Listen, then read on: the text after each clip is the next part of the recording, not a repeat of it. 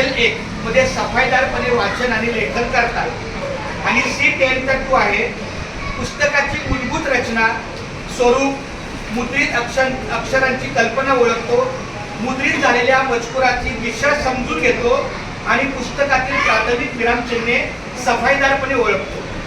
आता या विषयावर अनुरूप आम्ही क्षमता निवडलेल्या आहेत.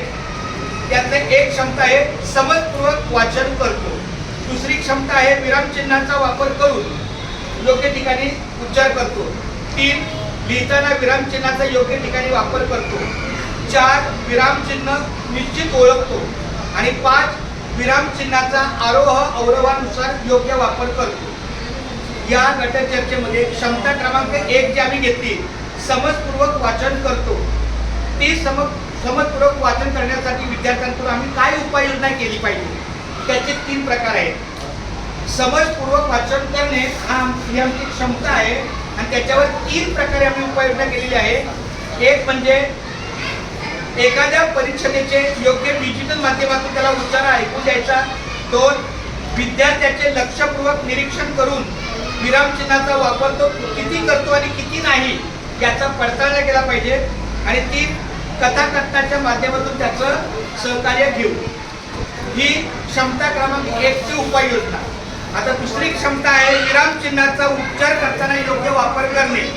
या क्षमतेवर उपाययोजना काय करता येईल तर वाचताना सातत्याने आणि नियमितपणे त्याचा सराव घेतला पाहिजे. 2 कविता गायनाचा योग्य सराव करून घेतला पाहिजे. 3 वाक्य वाचन करताना विरामचिन्हाचा विचार करून तो निश्चित वाचतो का याची पडताळणी केली पाहिजे. क्षमता क्रमांक 3 आहे लिहिताना विरामचिन्हाचा योग्य ठिकाणी वापर करतो का याच्यावर उपाययोजनेसाठी विषय आहे. श्रुतलेखन दिल्यावर चिन्हाचा वापर करतो की नाही याची पडताळणी पाहणे आणि श्रुतलेखनाचा सराव आणि विरामचिन्हाचा सराव यामध्ये फरक ओळखतो का ते पाहिलं पाहिजे. 4थी क्षमता आहे योग्य विरामचिन्ह ओळखतो, त्याची उपाययोजना आहे वाक्य देऊन योग्य त्या विरामचिन्हाचा वापर करतो का त्याचं निरीक्षण करणे आणि संवादातून किंवा बोलण्यातून किंवा उच्चारातून प्रश्नातील विरामचिन्हाचा योग्य ठिकाणी वापर करतो का, विरामचिन्हे ओळखतो का ते पाहणे. आणि शेवटचं क्षमता आहे विरामचिन्हाचा आरोह अवरोहानुसार वापर करतो का. या क्षमतेवर आमची उपाययोजना किंवा कार्यवाही आहे.